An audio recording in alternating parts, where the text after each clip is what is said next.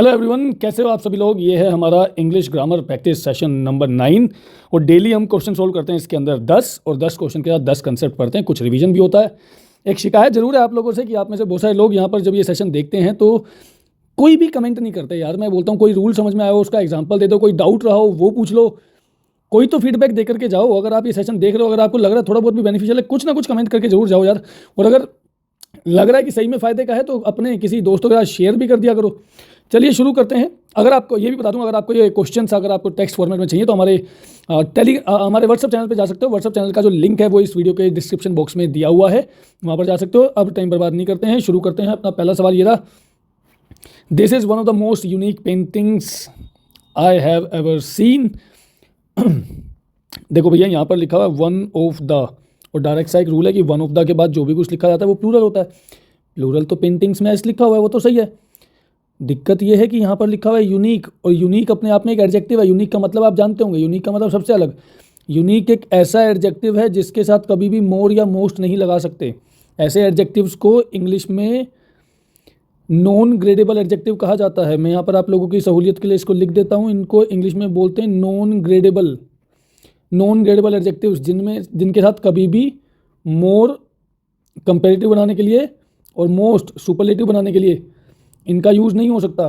क्या यूनिक ऐसा अकेला है? नहीं भैया, यूनिक ऐसा अकेला नहीं है। यहाँ पर आपके पास एक्सट्रीम भी हो सकता है, सुप्रीम भी हो सकता है, एक्सीलेंट भी हो सकता है, परफेक्ट भी हो सकता है, इनविंसिबल भी हो सकता है, अनसरमाउंटेबल भी हो सकता है, सर्कुलर, रेक्टेंगुलर, स्फेरिकल।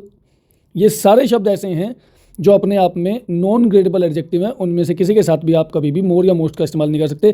तो यूनिक से पहले लिखा हुआ मोस्ट यहाँ पर गलत है ए पार्ट में, बाकी सेंटेंस अपने आप में सही है। आई होप ये कंसेप्ट आपको नया मिला होगा नॉन ग्रेडेबल का। अगर पहले से पता था तो भी कमेंट में बताना, और अगर अभी पता चला तो भी। चलिए आगे चलते हैं क्वेश्चन नंबर 2 की तरफ। Second question says the students were instructed to not write anything on the desk. बच्चों से कहा गया था कि डेस्क के ऊपर कुछ नहीं लिखना है। इंस्ट्रक्टेड लिखा हुआ है भैया, students were instructed. To not लिखा हुआ है, टू नोट का इस्तेमाल नहीं करते भैया, नोट टू का इस्तेमाल करते हैं। Not to write anything on the desk. कहीं पर भी अगर आएगा कि कुछ करने के लिए कहा है या कुछ करने से मना किया है, तो मना अगर किया है तो नॉट टू का इस्तेमाल करोगे। टू नोट का इस्तेमाल नहीं करते। ये गलती है जो यहाँ पर लिखी हुई है बी पार्ट के अंदर। चलिए आगे चलते हैं। Question number 3, the officer made them to rewrite the whole report. The officer made लिखा हुआ है, ये अपने आप में कॉजेटिव वर्ब है। शायद आप लोगों ने कॉजेटिव वर्ब का कंसेप्ट पढ़ा हो। जो लोग एग्जाम वर्ल्ड में पढ़ रहे हैं उन लोगों ने ज़रूर ये अपनी क्लासरूम एक्टिविटी के अंदर पढ़ा होगा। कॉजेटिव वर्ब के टॉपिक के अंदर आता है, बेयर इन्फिनिटिव के अंदर आता है कि कॉजेटिव वर्ब के बाद में अगर कोई वर्ब लिखी जाएगी तो वो हमेशा वर्ब की फर्स्ट फॉर्म होनी चाहिए। यहाँ पर टू का इस्तेमाल नहीं कर सकते, सिर्फ वर्ब की फर्स्ट फॉर्म लिखी जाती है। कॉजेटिव वर्ब के अंदर मेक भी होता है, जो कि यहाँ पर लिखा हुआ है, मेक की सेकंड फॉर्म लिखी हुई है। इसके अलावा यहाँ पर लेट भी होता है, इसके अलावा यहाँ पर हैव का इस्तेमाल भी करते हैं, इसके अलावा यहाँ पर बिड का यूज़ भी करते हैं। ये सब कॉजेटिव वर्ब हैं। इनके बाद में अगर कोई वर्ब आएगी तो वो अपनी फर्स्ट फॉर्म में आएगी, वहाँ पर आप टू का इस्तेमाल नहीं कर सकते। तो यहाँ पर जो टू री राइट लिखा है, टू को हटा देंगे, बाकी सेंटेंस सही है बी पार्ट में। ऑफिसर ने उन लोगों से पूरी रिपोर्ट दोबारा लिखवाई। ठीक है, ये पॉजिटिव वर्ब का कंसेप्ट है, इन्फिनेटिव बेयर इन्फिनेटिव के अंदर आता है। ये चारों पॉजिटिव वर्ब होती हैं। चलिए कंसेप्ट क्लियर हो गया होगा, आगे चलते हैं। Question number 4, the man stood up angrily. वो जो आदमी है वो बहुत ही गुस्से में खड़ा हुआ, and shouted on the waiter, और वेटर पर चिल्लाया, शाउटेड। लेकिन शाउटेड के साथ तो ऑन का इस्तेमाल करते ही नहीं है, शाउट के साथ तो एट का यूज़ करते हैं। अगर तुम मुझ पर चिल्ला रहे हो तो मैं बोलूँ why are you shouting at me. Shout के साथ एट लगाते हैं। शाउट का सिनोनिम होता है येल, येल के साथ भी एट लगाते हैं। ठीक है, एक होता है घूरना, एक तो होता है सिंपल भाषा में देखना लुक, एक होता है घूरना। घूरने के लिए वर्ड यूज़ करते हैं गेज, एक यूज़ करते हैं स्टेयर। भैया इन सब के साथ एट का यूज़ करते हैं। सरप्राइज के साथ भी एट लगाते हैं, अमेज के साथ भी एट लगाते हैं। फिक्स प्रेपोजिशन के कंसेप्ट में ध्यान रखिएगा। तो सी पार्ट में यहाँ पर हमने ये करेक्शन किया है। आगे चलते हैं क्वेश्चन नंबर 5 की तरफ। When he will arrive, we shall start the presentation. जब वो आएगा हम प्रेजेंटेशन स्टार्ट करेंगे। अब यहाँ पर जब वो आएगा, जब वो आएगा तब हम प्रेजेंटेशन शुरू करेंगे। व्हेन से जब भी सेंटेंस शुरू होगा तो इसके अंदर फ्यूचर टेंस नहीं आ सकता। व्हेन का यूज़ करके करोगे, या व्हेन के अलावा अगर आप इफ़ का यूज़ करके सेंटेंस शुरू करोगे, या अगर आप इन केस का यूज़ करके सेंटेंस शुरू करोगे, या सपोज का इस्तेमाल करोगे, ये सारे के सारे कंडीशनल वर्ड हैं। अगर आपने कंडीशनल सेंटेंस पढ़ा है तो वहाँ से आप इसको जानते हो कि इनसे जो बनेगा वो कंडीशन बनेगी। उस कंडीशन के अंदर कभी भी फ्यूचर टेंस मतलब विल या शैल का इस्तेमाल नहीं करते भाई इनके साथ।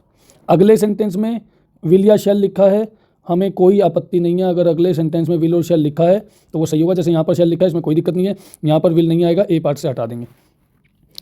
जब वो आएगा तब हम प्रेजेंटेशन स्टार्ट करेंगे। ये सेंटेंस अपने आप में ठीक है कि दोनों जगह पर फ्यूचर की बात कर रहे हैं, लेकिन जो पहले होने वाला काम है उसमें फ्यूचर टेंस लिखा नहीं जाता, सिर्फ माना जाता है। आई होप कंसेप्ट क्लियर हो गया होगा। अगर हो गया होगा तो एक बार कमेंट में बता दीजिएगा। आगे चलते हैं क्वेश्चन नंबर 6 की तरफ। Not only he failed in the interview but also missed the second round call. Not only और बट ऑल्सो कंजंक्शन है, शायद आपने पढ़े होंगे। और रूल ये है कि नॉट ओनली और बट ऑल्सो एक जैसी चीज़ों को जोड़ते हैं। देखो बट ऑल्सो के साथ लिखा हुआ है मिस्ड, और ये तो वर्ब है और वर्ब की भी सेकंड फॉर्म है। और सेंटेंस भी ये कह रहा है ना सिर्फ वो फेल हुआ इंटरव्यू बल्कि उसने सेकंड राउंड कॉल भी मिस कर दी। वो सिर्फ फेल नहीं हुआ, मतलब नॉट ओनली जो है वहाँ पर वो फेल होने और मिस करने की बात कर रहा है। तो जिनको जोड़ने की बात करते हैं उससे जस्ट पहले यूज होने चाहिए। मिस्ड से जस्ट पहले बट ऑल्सो लिखा है, फेल्ड से भी जस्ट पहले नॉट ओनली को आना चाहिए। तो यहाँ पर लिखा जाएगा, सही सेंटेंस बनेगा आपका he not only failed in the interview, not only failed but also missed. ये हो जाएगा। यहाँ पर भी वर्ब की सेकंड फॉर्म है जो नॉट ओनली के बाद आ जाएगी, यहाँ पर मिस्ड वर्ब की सेकंड फॉर्म है जो कि बट ऑल्सो के बाद आ जाएगी। ठीक है, नॉट ओनली बट ऑल्सो एक जैसी चीज़ों को जोड़ते हो, यहाँ पर दोनों के दोनों वर्ब हो जाएंगे, इधर फेल्ड इधर आपका मिस्ड, ये है ही। तो इधर आपने करेक्शन किया है ए पार्ट के अंदर। आई होप समझ में आया होगा। आगे चलते हैं क्वेश्चन नंबर 7 की तरफ। He was to tired that he could not continue working through the night. वो इतना थका हुआ था कि पूरी रात के लिए काम नहीं कर पाया, है ना। यही समझ में आएगा आपको। भैया गलती है कि he was to tired that. भाई साहब टू के साथ अगर आपने कोई एडजेक्टिव लिखा तो आगे आप 2 + V1 का ही स्ट्रक्चर बनाते हैं, ये पेयर बनता है। और अगर आपने दैट लिखा हुआ है और दैट के बाद एक अच्छा खासा कंप्लीट सेंटेंस अगर आप लिख रहे हैं, जैसे यहाँ पर लिख रहे हैं दैट लिखा, दैट के बाद सब्जेक्ट आया ही, फिर आया कुड, फिर आया नॉट, कंटिन्यू, वर्किंग, सब कुछ लिखा हुआ है, तो ये पेयरिंग दैट की और सेंटेंस की पेयरिंग 2 के साथ नहीं हो सकती। ये पेयरिंग बनती है सो के साथ। सो के साथ एडजेक्टिव लगाते हैं, फिर दैट लगा के कंप्लीट सेंटेंस बनते हैं। तो या तो आप कंप्लीटली इसको फॉलो करेंगे या कंप्लीटली सेकंड वाले को फॉलो करेंगे। तो यहाँ पर क्योंकि दैट और ही कुड नॉट सब कुछ लिखा हुआ है, तो यहाँ पर इस पार्ट में से इस 2 को हटा करके इसकी जगह पर सो लगा देंगे, ए पार्ट में करेक्शन करेंगे। He was so tired that he could not continue working through the night. ठीक है जी, ए पार्ट में यहाँ पर हमने करेक्शन कर दिया है। He was so tired, second rule को कंप्लीटली फॉलो कर लेंगे।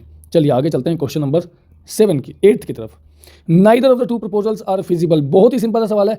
अक्सर मैं ऐसे क्वेश्चंस को इंक्लूड नहीं करता हूँ क्योंकि ये बहुत सिंपल हो जाते हैं, पर अभी काफ़ी दिन से नहीं लिया था इसलिए बता रहा हूँ। नाइदर लिखा हुआ भैया, नाइदर और either, either, neither, any, none, each, every, ये हमेशा सिंगुलर होते हैं। नाइदर सिंगुलर है तो इसके लिए जो हेल्पिंग वर्ब आएगी वो भी सिंगुलर आएगी। बहुत सिंपल सा सवाल है।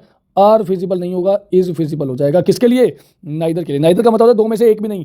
2 प्रपोजल हैं, दोनों में से एक भी प्रपोजल फिजिबल नहीं है। फिजिबल का मतलब पॉसिबल हो पाना करंट फाइनेंशियल कॉन्स्टेंट्स के अंदर। कॉन्स्टेंट मतलब रुकावटें या बाधाएं जो चल रही हैं। ठीक है जी, तो आइदर या नाइदर सिंगुलर होते हैं, इसलिए आर की जगह इस हो जाएगा। अगले क्वेश्चन की तरफ चलते हैं। Question number 9। The teacher let the students to go. अभी हमने कॉजेटिव वर्ब्स की बात की थी और कॉजेटिव वर्ब के अंदर मेक, हैव, बिड और लेट की भी बात की थी। और कॉजेटिव वर्ब के बाद में जो भी वर्ब आती है उसमें 2 + V1 नहीं आ सकता, सिर्फ V1 आता है। वैसे भी लेट के बाद में अगर आप कोई भी वर्ब बोलते हैं, let me go, let me do this, let me play, let me sing, ऐसे ही करते हैं। लेट मी के बाद, लेट के बाद 2 तो लगाते ही नहीं हम, है ना। जो दूसरी वर्ब आती है उसमें 2 नहीं लगा सकते। अगर 2 लिखा होगा तो गलती है। तो लेट के बाद अगर कोई वर्ब आएगी तो फर्स्ट फॉर्म में आएगी और ये पॉजिटिव वर्ब का कंसेप्ट है। चलिए आगे चलते हैं। क्वेश्चन नंबर 10, ये हमारा फाइनल क्वेश्चन आज का। He suggested me to join the course for better job opportunities.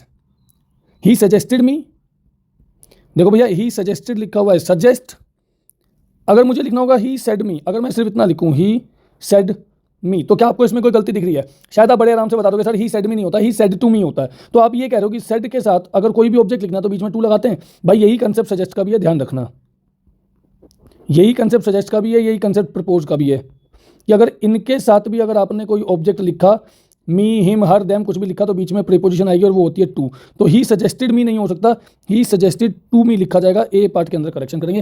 Preposition का रूल है, ध्यान रखना, fix preposition. Suggested to me, proposed to me, said to me, ठीक है। लेकिन अगर यहाँ पर सजेस्टेड की जगह एडवाइज्ड होता तो एडवाइज्ड के साथ टू नहीं लगाते। ऑर्डर, कमांड, रिक्वेस्ट, एडवाइस के साथ टू नहीं लगाते, फिर उनको डायरेक्टली लिखते हैं he advised me, he commanded me, he ordered me, ठीक है। वहाँ पर 2 नहीं लगाना, लेकिन अभी तो 2 लगेगा क्योंकि सजेस्ट प्रपोज के साथ में 2 लगाते हैं अगर कोई भी ऑब्जेक्ट लगाते हैं तो ए पार्ट में करेक्शन था। उसके बाद हमारे 10 के 10 क्वेश्चन खत्म हो जाते हैं। Thank you very much. अगर आपने अभी तक वीडियो देखी है पूरी तो आपको जरूर फ्रूटफुल लगी होगी, और अगर फ्रूटफुल जेन्युइनली है तो यार इसे जरूर शेयर करो, चैनल को सब्सक्राइब करो, दूसरों से भी करवाओ, ताकि ये रेगुलर वीडियो बनाने का मुझे भी मोटिवेशन मिलता रहे।